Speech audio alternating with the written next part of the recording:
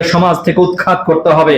সমাজের ভিতরে বিশেষ করে ব্যক্তিগত থেকে শুরু করে সামাজিক রাষ্ট্রীয় জীবন পর্যন্ত সকল ক্ষেত্রে তাওহীদের ঝান্ডাবাহী পতাকা আমাদেরকে উড্ডয়ন করতে হবে। নিজের পরিবারের উপরে লাঠি উঠিয়ে নেওয়া যাবে না। পরিবারকে শাসন করবে তার বাপ, বাপকে শাসন করতে হবে, যে কোনো মূল্যে পরিবারকে গঠন করতে হবে। পরিবারকে যদি গঠন না করেন তাহলে সমাজ নষ্ট হবে আপনার মেয়ের দ্বারা, আপনার ছেলের দ্বারা। সমাজ যদি নষ্ট হয় দেশ নষ্ট হবে আপনার ছেলের দ্বারা, আপনার মেয়ের দ্বারা, আপনার দ্বারা। সম্মানিত উপস্থিতি, আসুন আমরা পাপ কাজ থেকে যে কোনো মূল্যে বিরত থাকার চেষ্টা করি এবং শিরক মুক্ত আমল করার চেষ্টা করি। আল্লাহ রাব্বুল আলামিন আপনাকে আমাকে শিরক মুক্ত আমল করার তৌফিক দান করুন। সকলে পড়ি আল্লাহুম্মা আমিন।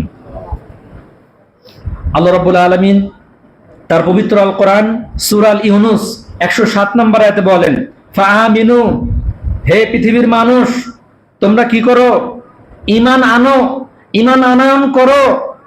আনতাতিহুম, আল্লাহ রাব্বুল আলামিন বলছেন যে হে পৃথিবীর মানুষ তোমরা ঈমান আনো।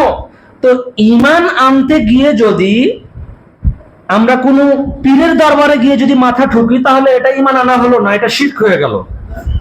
ঈমান আনার নাম করে যদি নববর্ষ পালন যদি করি, এসো হে বৈশাখী, এসো হে বৈশাখী, তাহলে এটা ঈমান আনা হলো না, এটা শিরককে প্রমোট করা হলো। বহু কলেজ ইউনিভার্সিটির ছাত্র ছাত্রীরা বৈশাখকে ডাকে, বৈশাখী পোশাক পরে বৈশাখকে ডাকে, নববর্ষ, এসো হে বৈশাখী, এসো হে বৈশাখী। ডেকে কি করবে? অমঙ্গলকে দূরভূত করবে। তো তোমরাই তো অমঙ্গল, জাতির জন্য একটা কীট, সমাজের জন্য একটা বোঝা। পন্তাবাদ খায়, বাঙালি সমাজকে দেখাতে চায় যে আমরা পিওর বাঙালি, মিথ্যা কথা। ইলিশ মাছ খায়, গরিব মানুষ খাইতে পায় না, আর ইলিশ মাছ দাম দিয়ে খায় 1000, 2000, 1200 টাকা দিয়ে। আবার মাটির পাত্রে খায়, দেখাতে চায় যে আমি বেশি খুব পিওর বাঙালি, মিথ্যা কথা। সমাজে শিরকে ভরে গেছে। নির্দিষ্ট দিনে মৃত্যু ব্যক্তির কাছে কোনো সাহায্য চাওয়া, তো ফাআমিনু, তোমরা ঈমান আনো, এটা ঈমান নয়। জন্মদিন পালন করা, জন্মদিন পালন করা টোটাল এই শিরক। কেন শিরক? কি কারণে শিরক? বহু মানুষ এটা জন্মদিন পালন করে, নিজেকে আপডেট মডারেট মুসলিম দেখাতে চায় যে আমি খুব দামি মুসলমান, আপডেট মুসলমান। সমাজের সাথে খাপ খেয়ে চলতে হবে না? তো লক্ষ্য করুন যে জন্মদিন পালন করতো প্রাচীন মিশরেরা 3000 খ্রিস্টপূর্বের আগে, মানে ঈসা আলাইহিস সালাম জন্মের 3000 বছর পূর্বে প্রাচীন মিশররা তিনি জন্মদিন পালন করতেন। এরপরে ফেরাউনদের জন্মদিন পালন করা হতো। এরপরে আসলো প্রাচীন গ্রিস। এই গ্রিসেরা দেবদেবীর সম্মানের জন্য মোমবাতি এবং কেক কাটতো।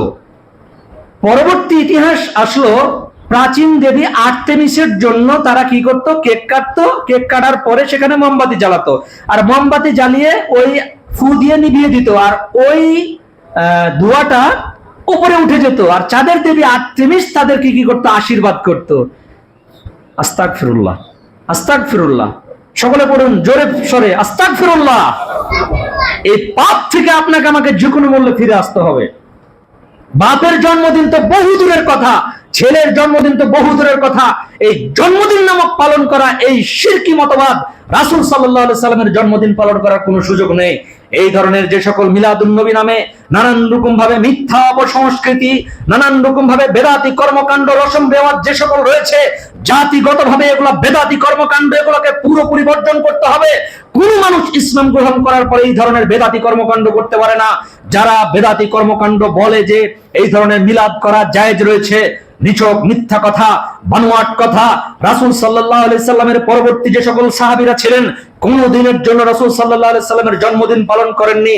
এত বড় সাহাবী ওমর রাদিয়াল্লাহু তাআলা আনহু, যে রাস্তা দিয়ে যেতেন শয়তান সে রাস্তা দিয়ে প্রবেশ করে না, তিনিও কোনোদিন করেননি। হযরতে আবু বকর সিদ্দিক রাদিয়াল্লাহু তাআলা আনহু, ভদ্র মানুষ, তিনি কোনোদিন করেননি।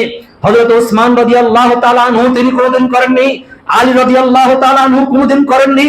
কত বড় তুমি জৌনপুরি হুজুর, কত বড় তুমি পীর সাহেব হুজুর, তোমার কেন করা লাগে? তুমি কত বড় বুজরুতি, তোমার করার কারণে বহু মানুষ তোমাকে অনুকরণ করে। নিজ পাপী অন্যজনকে পাপী বানানোর কারণে রাসূল সাল্লাল্লাহু আলাইহি সাল্লামের বিচারের মাঠে সেদিন তিনি শাফাআত করবেন।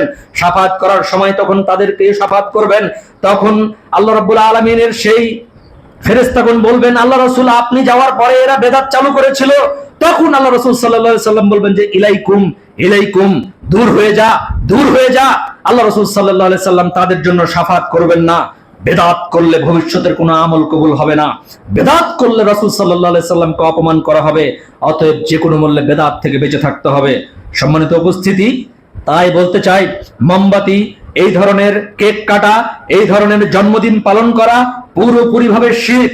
রোমান এবং পরে 1800 শতাব্দীতে জার্মানি যখন কিন্ডারফাস্ট যখন তিনি জন্মদিন যখন পালন করেন, তার পরবর্তী সময় থেকে ব্যাপকভাবে এটার বেশি প্রচলন হয়ে যায় এবং জনপ্রিয়তা লাভ করে।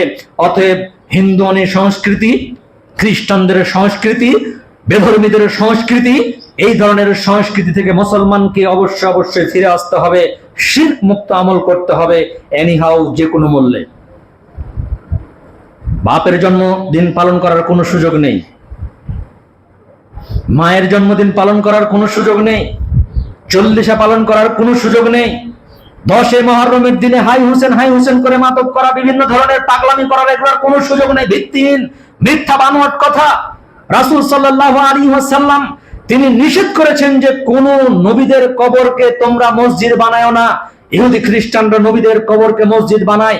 আজকে বর্তমান কিছু কিছু পাগলের দল, তারাও মসজিদ বানায় বিভিন্ন রকমের বড় বড় পীর আউলিয়ার নাম করে।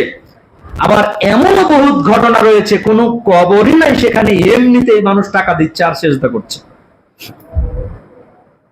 এমনিতেই। কবে এগুলো বন্ধ হবে? মানুষ কি বুঝলো? কোনো কিছুই বুঝে না, না বুঝেই পাপ করে। আল্লাহ ছাড়া কারো কাছে কোনো কিছু দোয়া করা শিরক, মৃত ব্যক্তি বা কবরবাসীর কাছে কোনো কিছু সাহায্য চাওয়া শিরক, আল্লাহ ছাড়া অন্যের নামে কোনো কিছু মানত করা শিরক, আল্লাহ ছাড়া অন্যের নামে পশু জবাহ করা শিরক, আল্লাহ ছাড়া অন্য কারোর জন্য সেজদা করা, মাথা নত করা শিরক, আল্লাহ ছাড়া অন্য কাউকে সর্বশক্তিমান মনে করা শিরক, তাবিজ কবজকে স্বাধীনভাবে উপকার ক্ষতির মালিক স্বাধীন মনে করা, এই ধরনের কোনো বিশ্বাস স্থাপন করা শিরক, জ্যোতিষী বা গণকের কাছে গায়েবী জ্ঞান থাকে বলে বিশ্বাস করা, এটা হলো শিরক, আল্লাহর সমান কাউকে অন্য কাউকে ভয় করা শিরক, আল্লাহর সমান ভরসা করা কিংবা ওলিয়া কোনো কিছু দিতে পারবে এইরকম বিশ্বাস স্থাপন করা শিরক, আল্লাহ ছাড়া অন্যের নামে শপথ করা, হলফ করা, এটা হলো শিরক, আল্লাহ ছাড়া অন্য কারোর সন্তুষ্টির জন্য হারামকে হালাল মনে করা, এটাও হচ্ছে এক প্রকারের শিরক। অতএব হারাম হারাম, ইন্নাল হালালা বাইয়িনু ওয়া ইন্নাল হারামা বাইয়িনু। কিয়ামত পর্যন্ত যতই হুজুর যাক না কেন, গণতন্ত্র কোনোদিনের জন্য হালাল হবে না। অথচ যারাই বলে যে এটা হালাল, এটা হচ্ছে মডারেট মুসলিম, এই মডারেট মুসলমান ইসলাম সমর্থন করে না। খেলাফায়ে রাশেদিনের যে পথ, সেই পথ ছাড়া, সুন্নতি পথ ছাড়া যে কোনো মূল্যে এই পথকে অবলম্বন করলে, বিশ্বাস স্থাপন করলে শিরক হবে। কেননা যে করছে সে রাজনৈতিক উদ্দেশ্যে করুক, কিন্তু এটাই ইসলাম, এর বাইরে ইসলাম নয়, এটা মনে করা যাবে না। যদি মনে করা হয় তাহলে ইসলাম মুসলমানেরই শত্রু হয়ে যাবে। কেন? একজন মুসলমান আর একজন বিরোধী দল, সেও মুসলমান, দুজন দাঁড়াবে, তো একজনকে অপমান না করা পর্যন্ত, একজনকে মাটির সাথে মিশে না দেওয়া পর্যন্ত সে আরেকজনকে কেউ ভোট দিবে না। অতএব এই জিনিসটা আমাদেরকে বুঝতে হবে। আল্লাহ তুমি আমাদেরকে সঠিক বুঝ দান করো। সকলে পড়ি আল্লাহুম্মা আমিন। আফগানিস্তানে 20 বছর পর্যন্ত যুদ্ধ চললো, গণতন্ত্র আছে সেখানে? নাই। সৌদি আরবে গণতন্ত্র আছে সেখানে? নাই। তো নাই কেন? তাওহীদ যেখানে রয়েছে শিরক সেখানে নেই, শিরক যেখানে আছে তাওহীদ সেখানে নেই। সোজা কথা। মান আখিরুল কালামি লা ইলাহা ইল্লাল্লাহ ফাদাখালাল জান্নাহ। রাসূল সাল্লাল্লাহু আলাইহি সাল্লাম বলেন, যার শেষ বাক্য হবে লা ইলাহা ইল্লাল্লাহ, সে জান্নাতে যাবে। সাহাবী জিজ্ঞাসা করলেন, ওয়াইন শারা ওয়াইন জানা, সে যদি চুরি করে, সে যদি জেনা করে, তবুও কি জান্নাতে যাবে? ওয়াইন শারা ওয়াইন জানা, সে যদি চুরি করে, সে যদি জেনা করে, তবুও জান্নাতে যাবে। ওয়াইন শারা ওয়াইন জানা, সে যদি চুরি করে, সে যদি জেনা করে, তবুও কি জান্নাতে যাবে? 3 বার বললেন। আল্লাহ রাখবে আবু জার। রাসূল সাল্লাল্লাহু আলাইহি সাল্লাম রাগান্বিত স্বরে তিনি বললেন, আবু জার তোমার নাক ধুলোয় ধ্বংস হয়ে যাক, আমি মুহাম্মদ সাল্লাল্লাহু আলাইহি সাল্লাম বলছি যাবে, তাহলে তুমি বলার কে? তার মানে মান আখিরুল কালামি লা ইলাহা ইল্লাল্লাহ ফাদাখালাল জান্নাহ, যার শেষ বাক্য রয়েছে লা ইলাহা ইল্লাল্লাহ, লা ইলাহা ইল্লাল্লাহ মানে নেই কোনো শক্তি আল্লাহর শক্তি ছাড়া, এই ফ্যান ঘোরার ক্ষমতা নেই আল্লাহর শক্তি ছাড়া, এই লাইট জ্বলার শক্তি নেই আল্লাহর শক্তি ছাড়া, মাইকে কথা বলার শক্তি নেই আল্লাহর শক্তি ছাড়া, চোখ দিয়ে দেখতে পারবো না আল্লাহর শক্তি ছাড়া, মুখ দিয়ে জবান দিয়ে কথা বলতে পারবো না আল্লাহর শক্তি ছাড়া। এর মানেই হচ্ছে লা ইলাহা ইল্লাল্লাহ। লা ইলাহা ইল্লাল্লাহ যেখানে রয়েছে তাওহীদ সেখানে টিকে গেছে, তাওহীদ যেখানে টিকে গেছে আল্লাহর জান্নাতে চলে গেছে, সেখানে আর শিরক সেখানে প্রবেশ করতে পারে না।